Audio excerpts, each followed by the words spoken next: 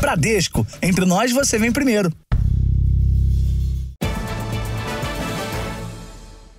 Olá, boa noite. Boa noite. Passa de 2.000 o número de mortos no terremoto que atingiu Marrocos na noite de ontem. E outras 2.000 pessoas ficaram feridas. Centenas de vítimas estão sob os escombros, principalmente na região de Marrakech, a cidade turística mais afetada pelo abalo. Este foi o tremor de terra mais mortal em décadas no país. Um terremoto devastador. Nas ruas, desespero. Na cidade histórica de Marrakech, prédios viraram ruínas. E com medo, muita gente passou a noite nas ruas. Enquanto bombeiros lutam para encontrar sobreviventes, o alívio de quem deixou a região. É uma sensação muito estranha, porque você acha que o chão está desabando, tipo, o chão vai colapsar e você vai ser meio que dragado pela terra. Pelo mundo, líderes de vários países já ofereceram ajuda humanitária. O terremoto no Marrocos foi o mais intenso nos últimos 100 anos no país. Equipes de resgate correm contra o tempo para encontrar sobreviventes.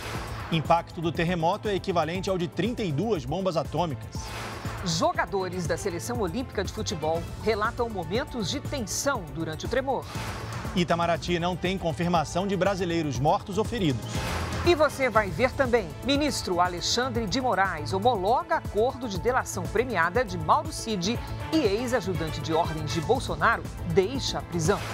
Na cúpula do G20, presidente Lula cobra países ricos por promessas não cumpridas em ações de combate às mudanças climáticas.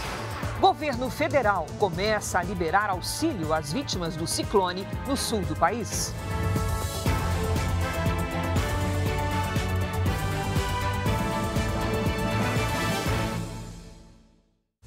Oferecimento Consórcio Bradesco. Conquiste sua casa nova sem juros e sem entrada.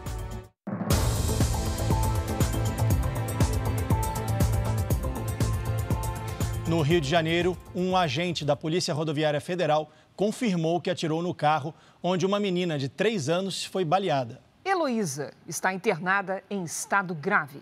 O Ministério Público Federal instaurou um procedimento para investigar o caso. Há 2 dias, Heloísa luta pela vida neste hospital. A menina de 3 anos já passou por uma cirurgia e segue internada em estado grave na UTI. Ela foi atingida por tiros de fuzil na cabeça e na coluna cervical. A criança estava no carro com a família na noite de quinta-feira, quando uma viatura da Polícia Rodoviária Federal se aproximou para uma abordagem. O pai de Heloísa, William da Silva, conta que ao ouvir a sirene, deu a seta e parou no canteiro. Mas, mesmo assim, foram realizados os disparos. A polícia alegou que o carro consta como roubado. Mas William afirma que comprou o veículo há pouco tempo e não sabia disso. Um dos agentes envolvidos na ação disse que efetuou 3 disparos de fuzil, mas alega antes ter ouvido o som de um tiro e por isso teria agido dessa maneira. Outros 2 policiais que estavam no local confirmaram a versão do colega. O caso é investigado pela Corregedoria da Polícia Rodoviária Federal. Os 3 agentes estão afastados de suas funções. A Comissão de Direitos Humanos da Polícia Rodoviária Federal procurou a família de Heloísa. A intenção é oferecer assistência psicológica e ajuda no deslocamento da casa dos parentes em Petrópolis, na região serrana, até o hospital, em Duque de Caxias, onde a menina está internada. Idosos e pessoas das classes C e D são os principais alvos de criminosos que usam o Pix para aplicar golpes financeiros. E só 1 em cada 10 vítimas consegue ter o dinheiro de volta. A oferta de renda extra de uma empresa estrangeira apareceu no aplicativo de mensagens do celular deste barman. Bastaria curtir páginas e links de pessoas e empresas. Quanto maior a interação, maior a remuneração. Era curtir as fotos, mandar o print, né? E automaticamente ele ia aumentando o valor por foto, né? Você chegou a ganhar quanto nesses 2 dias? Foi uns R$350. Depois, a mesma empresa passou a sugerir diversificação de renda por meio de aplicações em investimentos e criptomoedas. O dinheiro do investidor aumentaria rapidamente, como mostrava a página oficial da empresa, enviada por links. E assim foram feitas as primeiras transações via Pix. De R$ 350, as transferências chegaram a R$1.000, R$3.000 e até R$5.000. O problema é que, para ter acesso à liberação das aplicações, com a rentabilidade prometida, que passaria de R$ 43.000, o investidor deveria mandar outros Pix. E aí, se foram mais 10.000, 12.000. Tudo no mesmo dia, registrado em conversas e comprovantes. Mesmo assim, a liberação não aconteceu e os golpistas pediram mais dinheiro. Estava em desespero, aí peguei os 5.000 e pouquinho do cartão de crédito e os 12 do meu irmão. Eles botaram o link para mim, para eu sacar. Quando fui sacar, ela falou, ó, deu errado alguma coisa aqui. Ao todo, foram mais de R$31.000, dinheiro que ele usaria para dar entrada na compra de um apartamento. Eu desanimei mesmo. Eu falei, e agora, como que eu vou fazer? Porque devendo, né, o banco, devendo o meu irmão. Segundo uma pesquisa realizada por uma empresa de proteção financeira digital, entre os entrevistados, 22% dos brasileiros já tinham sido vítimas de algum tipo de golpe usando o Pix. E desse total, quase 80% já tinham caído num golpe por mais de uma vez. Um risco que aumenta à medida que cresce também o número de operações usando essa modalidade no país. Na última quarta-feira, o Pix bateu novo recorde diário de transações.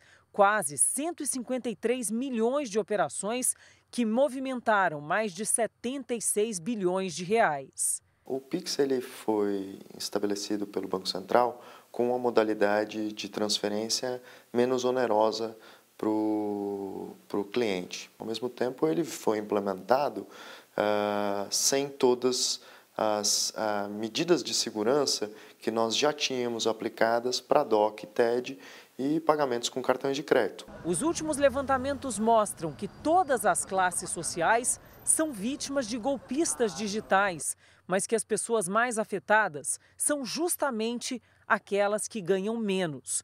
Os idosos são as principais vítimas, por isso é preciso tomar cada vez mais cuidado, já que só 1 a cada 10 vítimas consegue o dinheiro de volta. Nunca abra um link que você recebeu por SMS. Um dos empresários mais ricos do Brasil foi encontrado morto ao lado da esposa em um condomínio de luxo no litoral de São Paulo. A suspeita da Polícia Civil é de que as mortes tenham sido causadas por um vazamento de gás. De acordo com os investigadores, não havia sinais de violência nos corpos e a cachorrinha do casal também foi encontrada sem vida. José Bezerra de Menezes Neto, o Binho Bezerra, tinha 64 anos. O banqueiro natural do Ceará entrou para a lista de bilionários da Forbes em dezembro do ano passado, com o patrimônio avaliado em 1 bilhão e 555 milhões de reais. Uma embarcação pegou fogo na Baía de Guanabara, em Niterói, região metropolitana do Rio de Janeiro.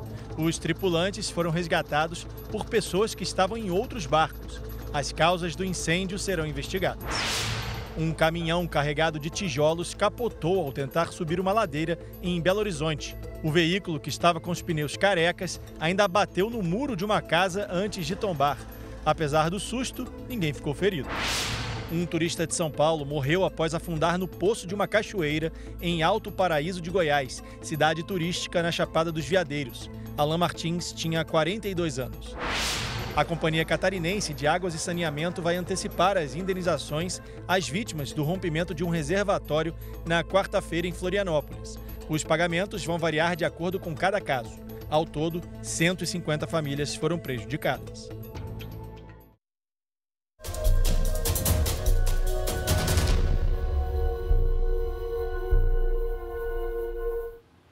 Voltamos a falar sobre o terremoto que atingiu Marrocos. O abalo já deixou mais de 2.000 mortos.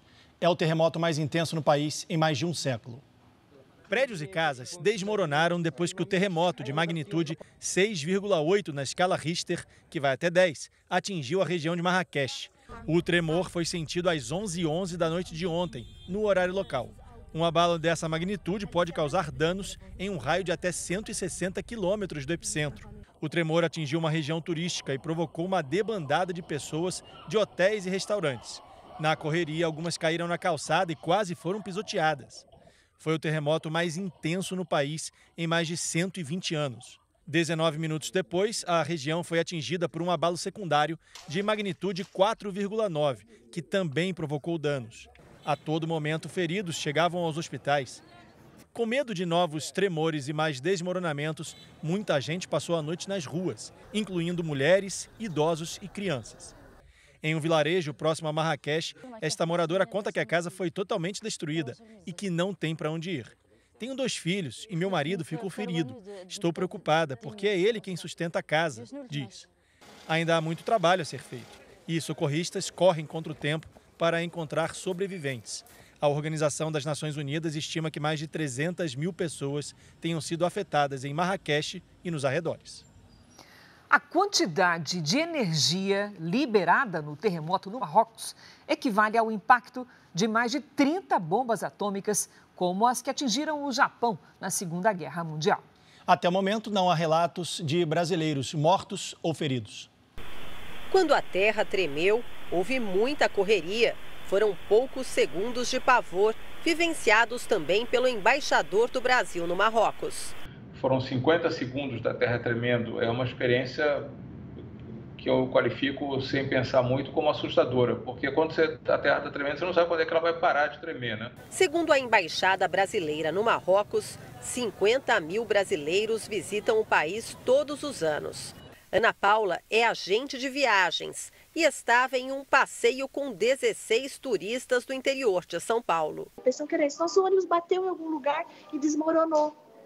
Tanto que o nosso motorista parou para checar. Aí viu que não era, que realmente só tinha acontecido um desmoronamento. Em São Paulo, a Ana Lúcia recebeu com alívio notícias da irmã no Marrocos. Oi, tá ouvindo? Tá me ouvindo? Tô. Minutos depois do terremoto, Tereza escreveu essa mensagem no grupo da família. Acabamos de sentir um tremor de terra. Ela e o marido se mudaram com os filhos para o país a trabalho há 3 anos. Estavam todos deitados quando a casa começou a balançar. Particularmente da nossa casa não teve nada, mas a casa de vizinhos teve rachaduras enormes. A nossa casa só um pedaço de gesso que caiu da lateral de uma porta.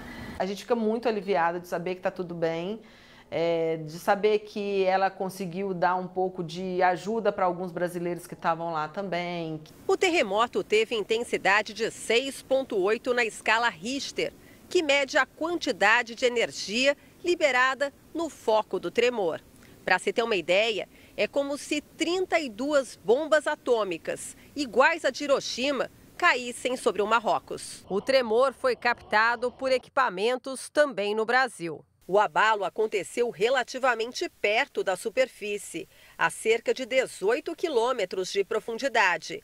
E o que é bastante incomum, a uma distância de 550 quilômetros das bordas de contato das placas da África e da Eurásia. Este professor da USP diz que o impacto de um terremoto dessa magnitude em países mais preparados para o fenômeno teria um resultado bem diferente. Então, um terremoto dessa magnitude no Japão, no Chile, provavelmente não tinha efeito nenhum, ou efeito muito pequeno de número de mortes. Mas no Marrocos, como é numa região que então, provavelmente não tem um código civil regular, não tinha essa preocupação tão grande com a ocorrência de terremotos dessa magnitude, e certamente o desastre foi maior por causa desse fato. Agora, além de resgatar os feridos, as autoridades precisam ficar atentas com novos tremores que costumam acontecer depois de um terremoto como esse. Em viagem ao Marrocos, a seleção brasileira sub-23 foi surpreendida pelo terremoto. Em segurança, os jogadores do time olímpico gravaram depoimentos para tranquilizar torcedores, familiares e amigos. Eu estava deitado na cama e comecei a sentir a cama tremer, balançar bastante. E eu levantei assustado. Foi uma sensação terrível, né? Eu, por exemplo, estava no meu apartamento e a cama começou a balançar para um lado para o outro e eu vi os lustres balançando e imaginei logo, né? Porque eu já tinha passado 3 vezes por isso, né? Mas ontem foi forte.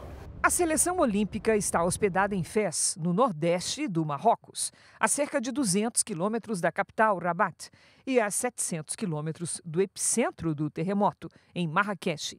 Nunca é fácil passar por uma situação dessa, uma tragédia, porém a gente preza a nossa segurança sempre, a segurança de todos que estão aqui junto com a gente. E graças a Deus, quando aconteceu, já corremos para um lugar de abrigo, para um lugar que todos pudessem estar em segurança. A gente sentiu o tremor, mas logo depois a comissão técnica do departamento médico pediu para a gente se retirar do quarto, vir aqui para fora. A gente ficou mais seguro e passar de 1 hora mais ou menos a gente voltou para o quarto. O Brasil disputa 2 amistosos contra os donos da casa. No primeiro jogo, na quinta-feira, a nossa seleção acabou derrotada por 1-0. De acordo com a Confederação Brasileira de Futebol, a segunda partida segue mantida para a segunda-feira. Os jogadores se sensibilizaram com a tragédia. A gente fica sentido, né, e presta uma solidariedade a todo o povo marroquino. Daqui a pouco, mais informações sobre o terremoto no Marrocos. O presidente Lula discursou hoje na Índia durante a abertura da cúpula do G20, grupo formado pelas maiores economias do mundo. Ele defendeu a Aliança Global contra a Fome e cobrou financiamento dos países ricos para o combate às mudanças climáticas. Na abertura do evento, o primeiro-ministro Narendra Modi expressou condolências ao Marrocos. Modi ressaltou o consenso entre os representantes do G20 que já emitiram a declaração conjunta da reunião. Sem citar a Rússia, o documento condena o uso da força em disputas territoriais, como ocorre na Ucrânia. A inclusão da União Africana como membro permanente do G20, que vinha sendo negociada há meses, foi confirmada. A inserção dos africanos foi sugerida pela Índia e teve forte incentivo do presidente Lula. O porta-voz do presidente Cyril Ramaphosa, da África do Sul, o único país do continente que já estava no G20, destacou a grande cooperação e apoio do Brasil e de outros integrantes dos BRICS. Lula, Ramaphosa e o anfitrião Modi foram convidados pelo americano Joe Biden para celebrar ao lado do presidente do Banco Mundial, Ajay Banga, um aporte de 125 milhões de dólares da instituição com o objetivo de financiar países em desenvolvimento. O brasileiro participou de uma cerimônia da Aliança Global em favor do uso de biocombustíveis e se reuniu com o presidente da Turquia, Recep Erdogan. Mas a reunião com a Arábia Saudita foi cancelada na última hora sob a alegação de atrasos na agenda do príncipe herdeiro e primeiro-ministro Mohammed bin Salman. Nesse domingo, em uma cerimônia simbólica, o Brasil recebe a presidência rotativa do G20, que vai ser exercida de dezembro a novembro do próximo ano. Hoje, Lula fez 2 discursos aqui em Nova Delhi. Em um deles, defendeu uma aliança global contra a fome. No outro, citou a tragédia causada por um ciclone no Rio Grande do Sul e cobrou países ricos por promessas não cumpridas para evitar as mudanças climáticas. O ministro Alexandre de Moraes homologou a delação premiada do tenente-coronel Mauro Cid e concedeu liberdade ao ex-ajudante de ordens de Jair Bolsonaro. O tenente-coronel Mauro Cid foi solto por volta das 3 da tarde deste sábado. Ele estava preso desde maio neste quartel do Exército, em Brasília, acusado de fraudar cartões de vacinação. Mauro Cid também é investigado nos casos das joias presenteadas por governos estrangeiros, pelos atos de 8 de janeiro e por participação em uma suposta tentativa de golpe de Estado. Ele já prestou pelo menos 6 depoimentos à Polícia Federal. O tenente-coronel vai responder às acusações em liberdade, mas deverá cumprir uma série de medidas cautelares, como o uso de tornozeleira eletrônica, proibição de sair de casa à noite aos finais de semana, proibição de uso de redes sociais, afastamento das funções no Exército, suspensão de porte de arma de fogo, proibição de falar com outros investigados, as exceções são a mulher, a filha e o pai dele, proibição de sair do país e cancelamento de todos os passaportes e comparecimento em juízo às segundas-feiras. O ministro Alexandre de Moraes deixou claro que, em caso de descumprimento de qualquer uma das medidas, poderá ser decretado um novo mandado de prisão. A liberdade provisória foi concedida depois da homologação do acordo de delação premiada, feito entre Mauro Cid e a Polícia Federal. Com isso, ele pode ter a pena reduzida ou extinta em caso de condenação e até mesmo conseguir o perdão judicial. Os termos do acordo ainda não foram divulgados. Em troca, Mauro Cid precisa passar informações que contribuam com as investigações, como, por exemplo, quem teria sido o mandante na operação de venda dos presentes oficiais recebidos pelo ex-presidente Jair Bolsonaro e pela ex-primeira-dama Michele. A defesa de Bolsonaro disse que só vai comentar a delação de Mauro Cid depois de ter conhecimento do acordo. 2 ônibus bateram de frente no Paraná. De acordo com a Polícia Militar, um dos motoristas teria cruzado o sinal vermelho depois de sofrer um mal súbito. 44 pessoas ficaram feridas. O caso mais grave é de uma mulher de 43 anos que precisou ter um pé amputado. Os primeiros socorros foram prestados por enfermeiros de folga que passavam pelo local. Um poste foi arrancado com o impacto. Mais de 2.000 imóveis ficaram sem energia elétrica. Depois de um cão ser diagnosticado com raiva na cidade de São Paulo, a prefeitura intensificou a vacinação dos animais. Casos da doença não eram registrados na capital paulista desde 1983. Autoridades de saúde investigam a variante do vírus que provocou a doença. A raiva pode ser transmitida aos seres humanos e levar à morte.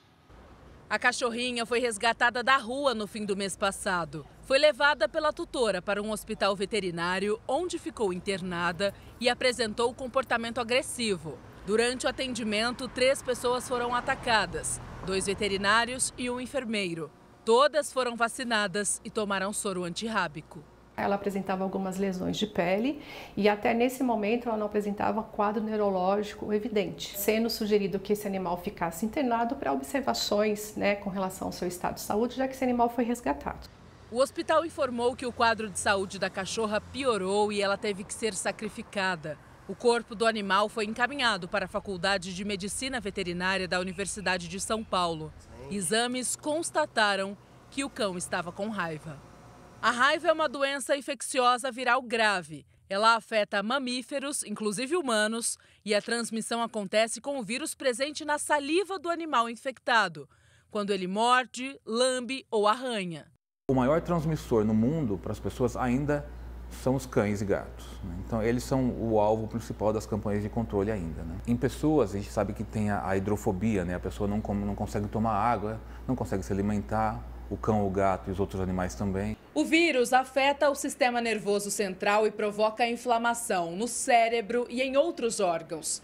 É letal em quase 100% dos casos. Mas a contaminação pode ser evitada. Para isso, cães e gatos devem ser vacinados todos os anos.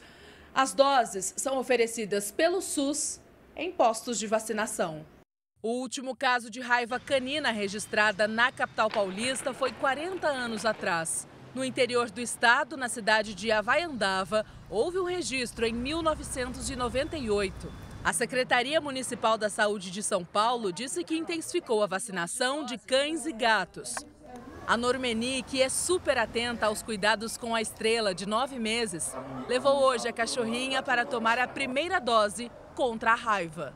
Porque do mesmo jeito que a gente trata de uma criança, tem que tratar dos animais. Eu tenho medo de perder minha cachorrinha. Então, a vacina anti-raiva, eu já estou protegendo ela.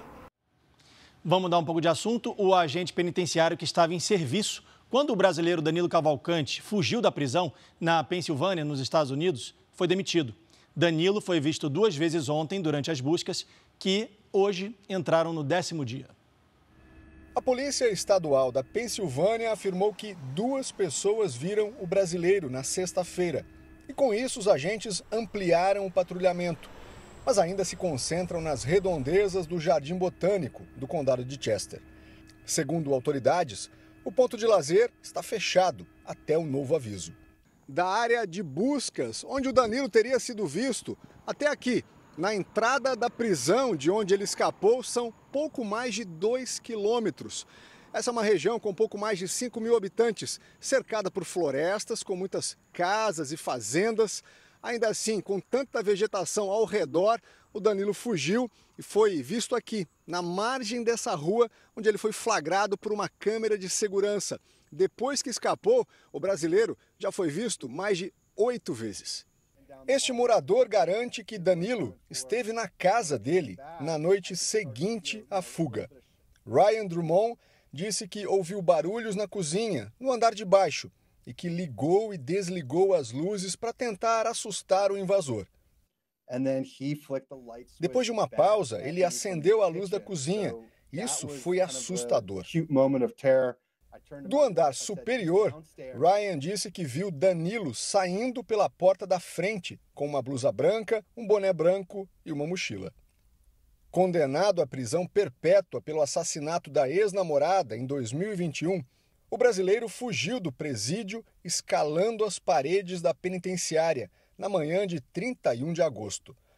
Ontem, o carcereiro, que estava na torre de segurança no momento da fuga, foi demitido.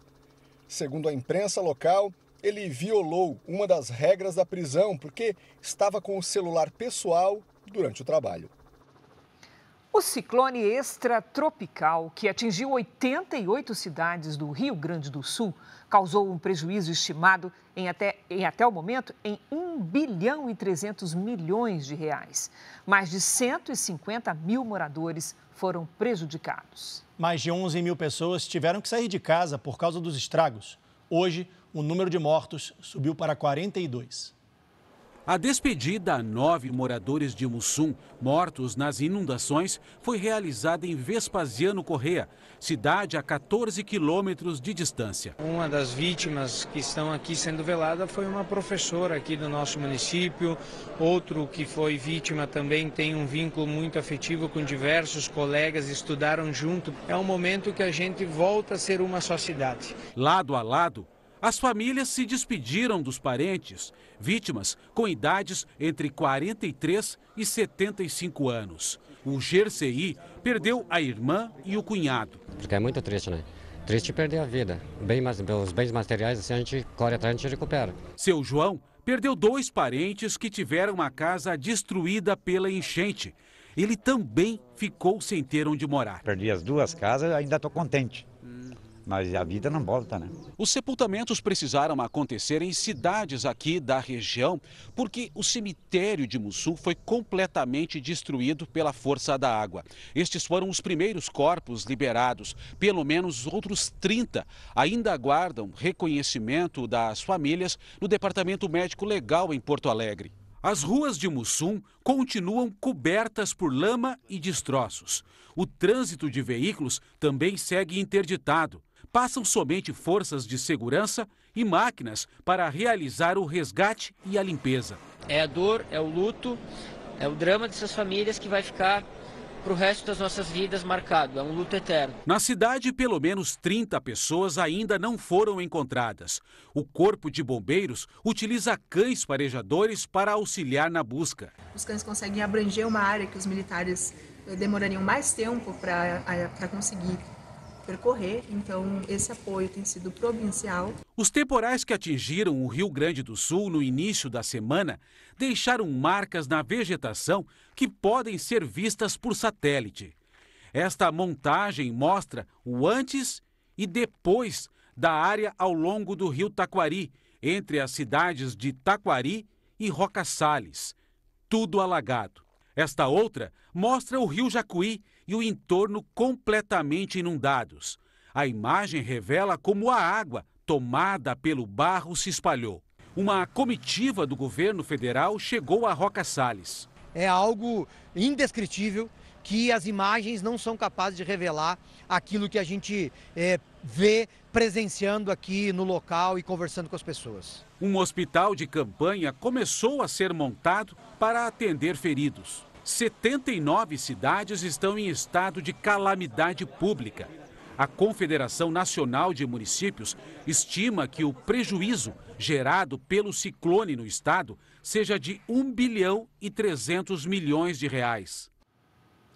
Amanhã, a comitiva de ministros do governo federal, junto com o presidente em exercício, Geraldo Alckmin, vai visitar as áreas do Rio Grande do Sul devastadas pelo ciclone. Hoje, o comitê de crise fez nova reunião em Brasília.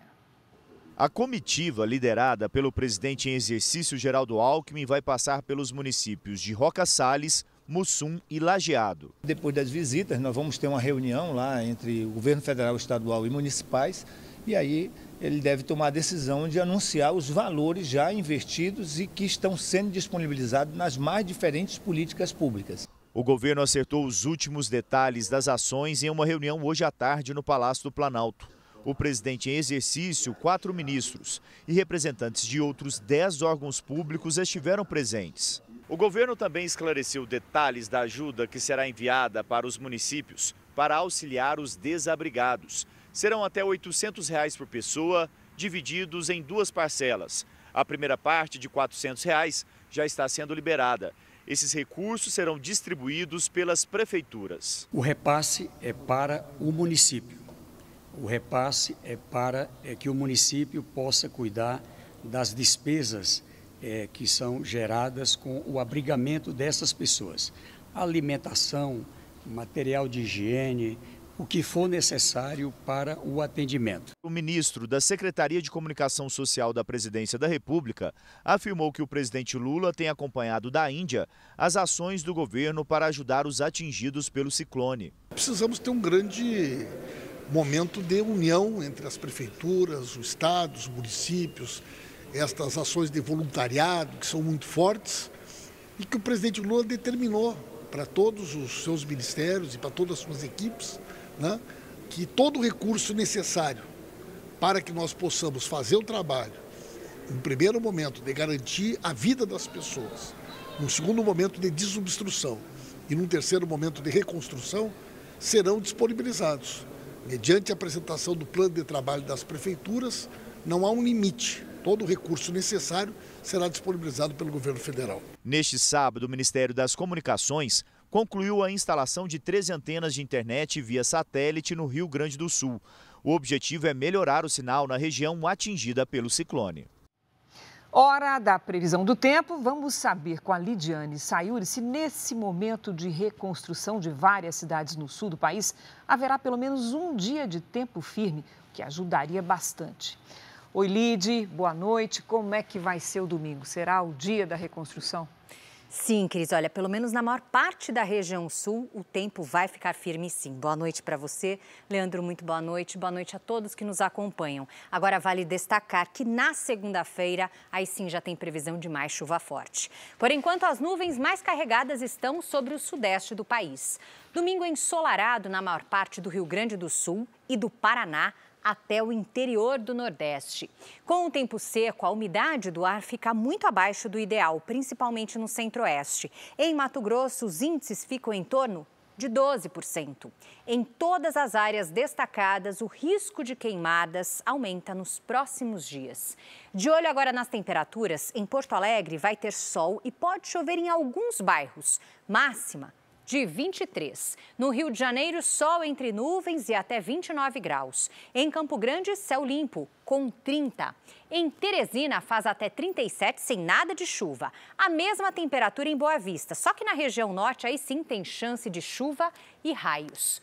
Em São Paulo, a frente fria se afasta e o sol aparece. A temperatura diminui para 27, mas a partir de segunda, calorão acima dos 30 graus. Tempo Delivery com participação mirim. A Lídia, de 9 anos, é de Seringueiras, Rondônia, quase sua xará, né, Lídia? Verdade. Como é que fica o tempo lá? Olha que charmosa, Lídia. Lídia, boa noite para você. Aproveitando aqui, oi, vovô Osvaldo. Oi, vovó Verônica. Os destaques dos próximos dias, aliás, o destaque dos próximos dias é o calor de quase 40 graus aí em Seringueiras. Pode até chover em alguns bairros e em cidades vizinhas, mas é chuva passageira. Serve apenas para deixar o tempo mais abafado. No domingo e na segunda, máxima de 38. Na terça-feira, faz até 39 graus. A Edielen é de Anaurilândia, Mato Grosso do Sul. Boa noite, Edielen. Seguinte, nada de chuva a partir de amanhã. E olha só, a temperatura sobe nos próximos dias. Neste domingo, máxima de 35. Na segunda, faz até 37. E na terça, 38 graus. Mande também seu pedido pelas redes sociais com a hashtag você no JR. Cris, Leandro. Obrigada, Lid. Obrigado, Lid. Veja a seguir. Marroquinos pedem ajuda humanitária em meio à tragédia no país. Equipes de resgate procuram por sobreviventes nos escombros.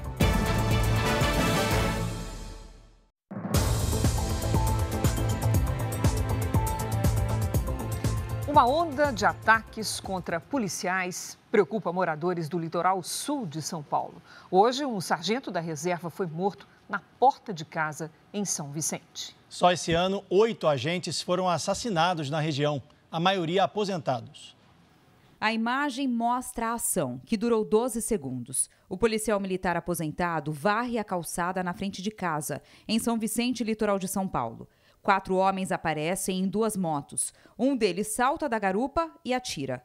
O grupo foge. O sargento da reserva, Gerson Antunes Lima, de 55 anos, chegou a ser socorrido, mas não resistiu.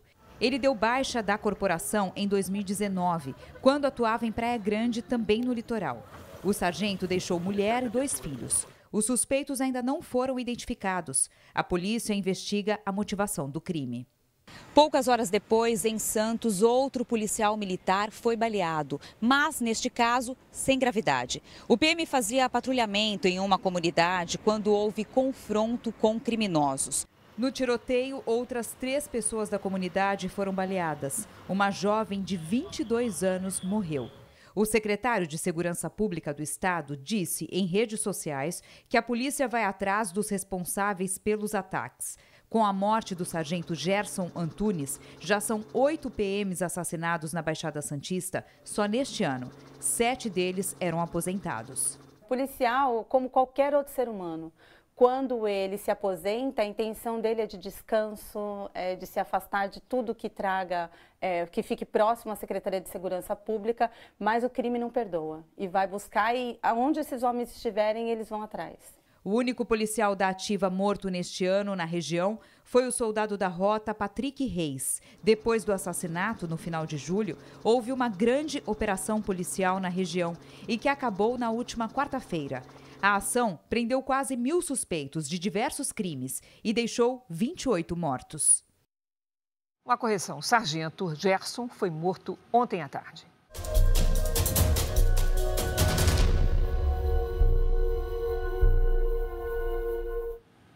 O rei do Marrocos declarou 3 dias de luto nacional após o forte terremoto que abalou o país.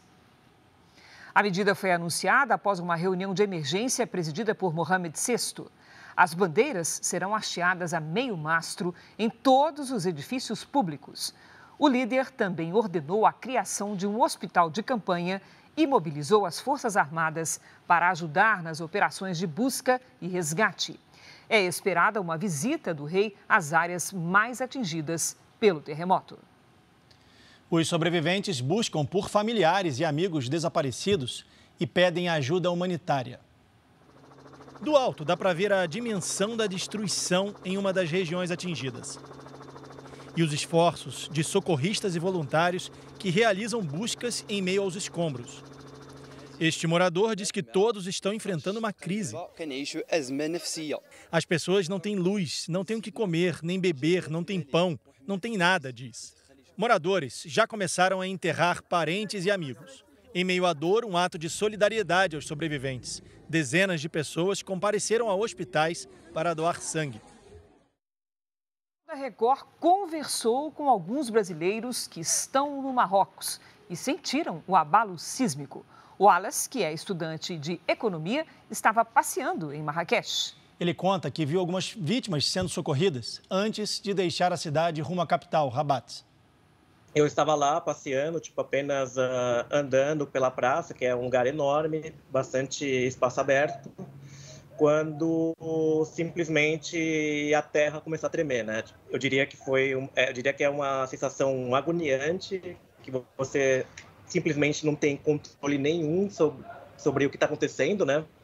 É uma sensação muito estranha, porque você acha que o chão está desabando, o chão vai colapsar e você vai ser meio que dragado pela terra. E vendo um grupo de jovens correndo, carregando um amigo deles provavelmente ferido, estava ensanguentado, E aí eles levaram para um posto policial e depois de 2, 3 minutos apareceu uma ambulância para buscá-lo. Novas informações sobre o terremoto no Marrocos você vai ver daqui a pouco. De volta ao Brasil, o Banco Central prepara novidades para o Pix no ano que vem.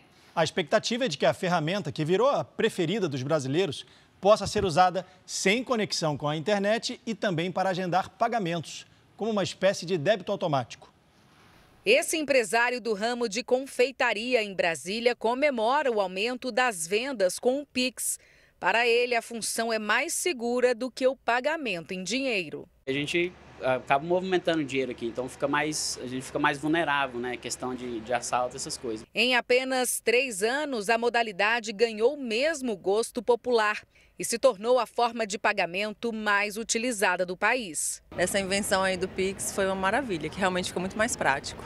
Acho que veio para facilitar muito a nossa vida e até dos comerciantes também. No Pix, qualquer valor pode ser transferido, até mesmo cifras bilionárias. Segundo o Banco Central, já houve em apenas uma única transação a transferência de 1 bilhão e 200 milhões de reais. O número é uma exceção porque mais de 90% das transações entre pessoas físicas foram de valores abaixo de R$ 200 e entre as empresas até R$ 500.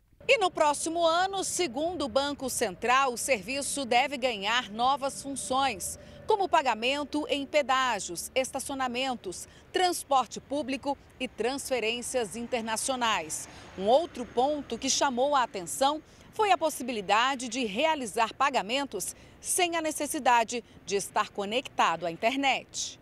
A compra parcelada no Pix também é uma outra novidade. Ainda não foi regulamentada, mas muitos bancos já habilitaram a função, que permite programar os pagamentos como uma espécie de débito automático. Esse especialista em finanças alerta que o consumidor deve ficar atento para evitar dívidas.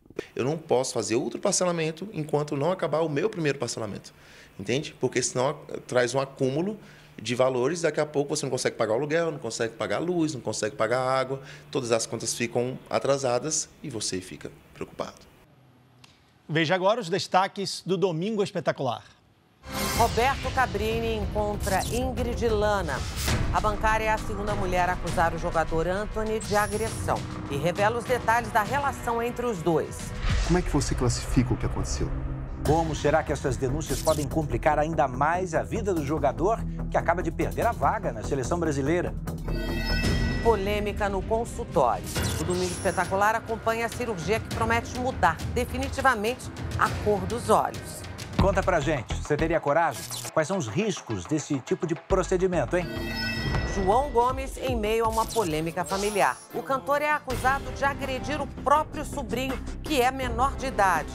A mãe da criança desabafa. Ele pegou o fio de carregador e bateu nas costas dele. Como isso pode abalar a carreira de sucesso de João Gomes? Tem uma história de superação espetacular. Sofia sonhava em ser uma bailarina de sucesso, mas de repente ela perdeu os movimentos das pernas. Pensa que ela desistiu? Claro que não. A Sofia se tornou a bailarina de muletas e hoje é um exemplo para o mundo inteiro. E a gente te mostra neste Domingo Espetacular. Logo depois do Canta Comigo, Tim.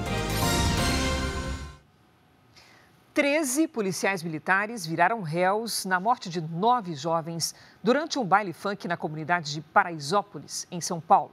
O caso aconteceu em 2019. Em junho, o Jornal da Record exibiu durante a série Riscos da Noite uma reportagem sobre os bailes funk na cidade de São Paulo, que resultou na morte de 9 jovens em 2019. Dissemos na reportagem que o procedimento da polícia provocou tumulto e que este tipo de ação não é recomendado por especialistas. Mostramos ainda que uma das vítimas foi um jovem, menor de idade, cuja mãe lamentava a morte. Esta mãe reforça que o filho acabou assassinado em decorrência da ação policial e não em função da festa promovida na comunidade. Durante a reportagem, nos equivocamos ao utilizar a foto de um outro adolescente que não foi vítima da ação policial. Pelo erro, pedimos desculpas. A As famílias afirmam que 9 jovens foram assassinados e que tiveram de aguardar quase 4 anos para a primeira audiência. Uma nova audiência na Justiça está marcada para dezembro. Veja a seguir as últimas informações sobre o terremoto que matou mais de 2.000 pessoas no Marrocos. Próximas horas serão decisivas para possíveis sobreviventes.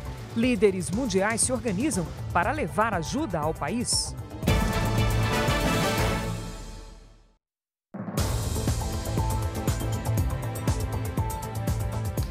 Moradores de cidades de Goiás que ficam nas margens do rio Araguaia estão preocupados com as mortes de peixes de até 300 quilos que vivem na região. Todos têm sinais de cortes para a colocação de equipamentos de monitoramento. Os vídeos foram feitos por pescadores e ribeirinhos do rio Araguaia. O povo fica colocando esse chip aí de rastrear, ó. Tá acabando com as piraíbas aqui do Araguaia. Em comum entre os peixes, as marcas para aplicação de um radiotransmissor. Eles são da espécie piraíba, também conhecidos como filhote ou piratinga. Podem chegar a 2,5 metros e pesar até 300 quilos. É o maior peixe de couro de água doce do Brasil. Apesar disso, ainda é um peixe de hábitos pouco conhecidos pelos pesquisadores. Nós não sabemos se a piraíba é uma espécie migradora, se é uma espécie sedentária, em migrando, quais as distâncias percorridas, em que locais que ela está desovando, que locais que os jovens crescem, quais são as áreas de berçário. O Instituto Piraíba foi criado em 2021 para saber mais sobre a espécie. Uma das formas de monitoramento é colocar um radiotransmissor no peixe. Os equipamentos começaram a ser instalados no fim do ano passado. Os peixes foram capturados e passaram pelo procedimento, mas ainda não se sabe o que causou a morte dos animais. A pesquisadora explica que a técnica é segura, leva menos de 4 minutos e já é feita no Brasil há pelo menos 2 décadas. Mas complicações podem acontecer. A mortalidade no manuseio de peixes, seja pela captura, pelo transporte, pela marcação, ela pode acontecer e ela é documentada. O diretor do Instituto diz que o projeto tem todas as autorizações para pesquisa e que os procedimentos estão sendo reavaliados. A gente só consegue conservar aquilo que a gente conhece. Então a gente precisa conhecer da espécie, a gente precisa conhecer do rio, os hábitos, os locais de reprodução. O Brasil é um dos maiores produtores de proteína animal do mundo e líder na exportação de carne bovina. Os métodos modernos de confinamento do gado aceleram a engorda dos animais em até 4 vezes. Nesta fazenda em Campo Grande, Mato Grosso do Sul, 3.500 animais estão hospedados no Boitel, espaço dedicado ao rebanho de gado que precisa ganhar peso. Neste sistema de confinamento, os animais recebem uma dieta balanceada, com refeições 4 vezes ao dia. Modelo de negócio que tem agradado criadores. Essa atividade de confinamento acelera o processo de engorda dos animais. Aqui o ganho de peso chega a ser 4 vezes mais rápido do que no método convencional, com o rebanho de gado lá no pasto. Por isso aqui os animais passam semanas confinados, só engordando. Em média, os animais ficam 100 dias nesse regime de engorda e podem ganhar até 170 quilos. O período é determinado de acordo com o score corporal de entrada e do peso de entrada dos animais. Então, animais que chegam mais leves e com score mais baixo ficam mais tempo e animais mais adiantados com score mais alto ficam menos tempo. Este ano, cerca de 7 milhões de cabeças de gado devem passar por esse método de engorda. Mato Grosso do Sul, Minas Gerais, Goiás, São Paulo e Mato Grosso atualmente são os estados que concentram o maior volume de bovinos confinados. A ideia é a gente produzir mais em menores espaços e com mais eficiência. A produção de confinamento, a gente leva ela como uma empresa, e assim como toda empresa, a gente tem que ser produtivo e eficaz. O Brasil vem se destacando como um dos maiores produtores de proteína animal do mundo. Mato Grosso do Sul aumentou em 30% o volume de exportação de carne bovina. Já o Paraná quebrou o próprio recorde na produção de frango. 547 milhões de animais só neste primeiro semestre. aumento de quase 50 milhões em relação ao mesmo período do ano passado, segundo o IBGE. Santa Catarina atingiu uma receita bilionária em exportação de carnes este ano. Em carne suína, foram 54 mil toneladas exportadas em maio. Na visão deste economista, o Brasil é potência mundial na produção de carnes, patamar que dificilmente vai recuar nos próximos anos. A demanda crescente, principalmente na China, e também com a dificuldade dos outros países que são principais produtores em conseguir ter uma oferta adicional para atender esse aumento da demanda, consolida o Brasil de maneira bastante segura como principal produtor e exportador de carne bovina nos próximos anos.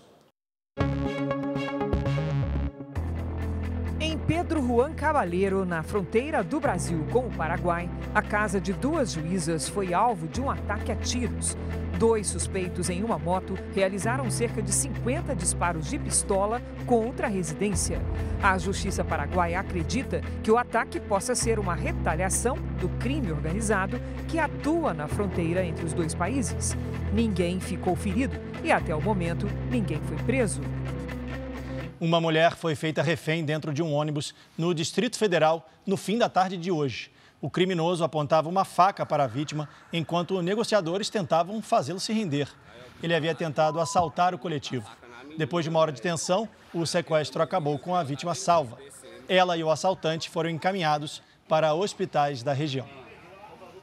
Farmácias públicas em todo o país serão obrigadas a divulgar na internet a situação dos estoques de medicamentos fornecidos pelo SUS. A nova lei entra em vigor em janeiro do ano que vem.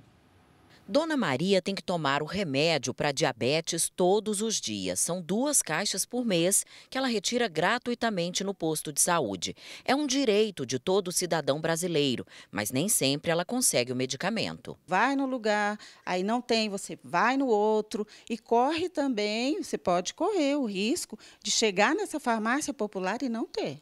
O SUS disponibiliza remédios para tratamento de asma, hipertensão, osteoporose, alguns tipos de câncer, entre outras doenças. Quem precisa faz um cadastro e vai até o centro de distribuição da região fazer a retirada gratuitamente. A partir de janeiro do ano que vem, farmácias públicas em todo o país serão obrigadas a publicar na internet o estoque de medicamentos fornecidos pelo SUS. O objetivo da lei, sancionada no fim do mês passado, é dar maior transparência e diminuir os transtornos aos pacientes, como deslocamento, sem que o remédio esteja disponível. Em Goiás, o sistema já está totalmente informatizado. O estado foi o primeiro a se adequar à nova lei. Essa mudança com a lei agora de colocar disponível para os pacientes o estoque, a gente já está em desenvolvimento, em 15 dias vai estar disponível. A informatização facilita a logística na entrega. A Isabel só sai de casa para retirar o remédio para a mãe dela quando confirma pelo sistema que o medicamento está disponível no posto de entrega. Foi tudo online. Só agora que eu estou aqui na fila esperando chamar a senha, mas tudo normal. A informatização também tem como objetivo evitar desperdícios e desabastecimento. E quem ganha com isso é a população. Fui chegando, já fui atendido, já estou indo embora.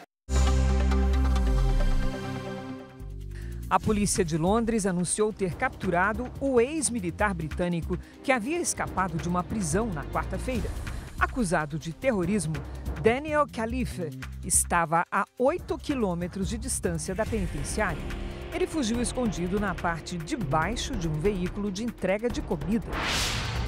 O furacão Lee se desloca pelo Oceano Atlântico e pode atingir as praias da costa leste dos Estados Unidos neste domingo. Antes, deve passar por Porto Rico e Ilhas Virgens Americanas. O fenômeno está em categoria 3, numa escala de 1 a 5.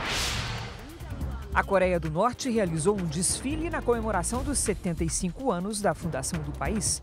O evento contou com a rara presença da filha de 10 anos de Kim Jong-un e também com delegações da China e da Rússia. Morreu em Roma, aos 85 anos, o sociólogo italiano Domenico De Masi.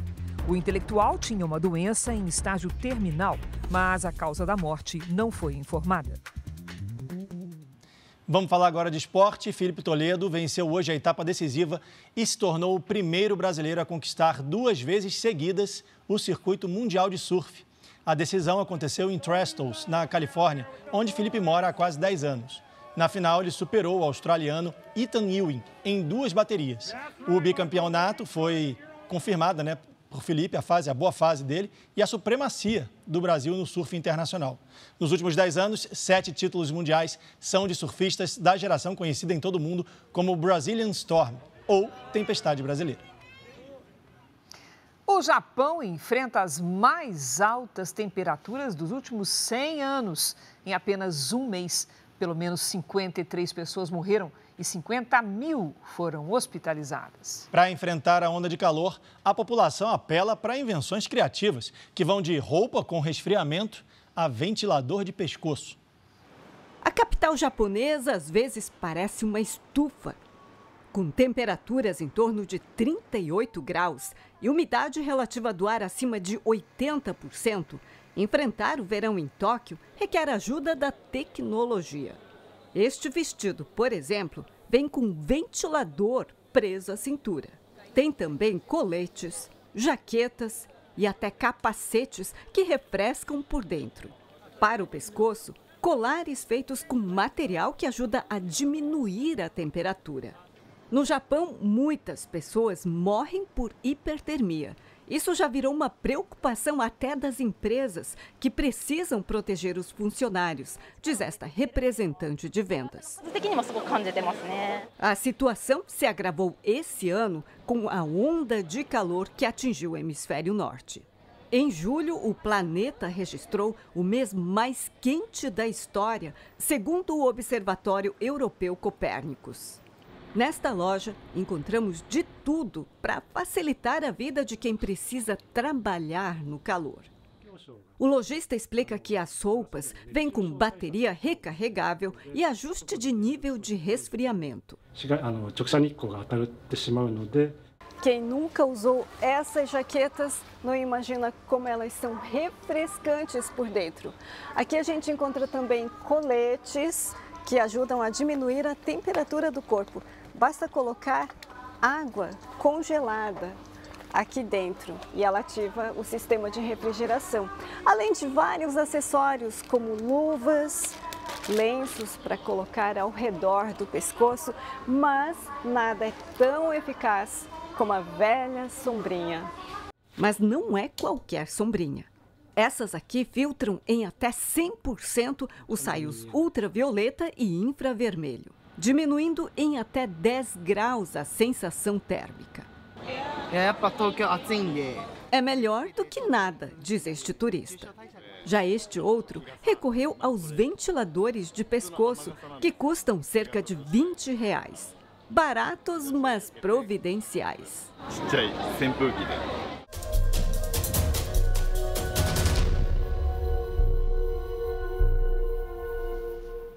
Um professor de geologia da Universidade Estadual Paulista, a Unesp, está em Marrakech para uma conferência internacional da Unesco, a Organização das Nações Unidas para a Educação, a Ciência e a Cultura. Alexandre Perrinotto iria participar de um trabalho de campo justamente na região do Monte Atlas, no epicentro do terremoto. Ele contou como foi o dia seguinte à tragédia. A cidade, em relação a ontem, até que está calma, porque ontem foi realmente um caos, né? Gente para todo lado, gente chorando, gente ferida. Por onde a gente anda na cidade aqui tem marcas da destruição, né? Muitas casas, muitos comércios, né? E até na hora que estávamos vindo para cá hoje, parte de uma torre na entrada de um dos pórticos aqui da Medina precisou ser demolida e aí mais poeira foi lançada. As próximas horas são fundamentais para encontrar sobreviventes, segundo organizações humanitárias. Vários países ofereceram ajuda ao Marrocos para resgates e suprimentos.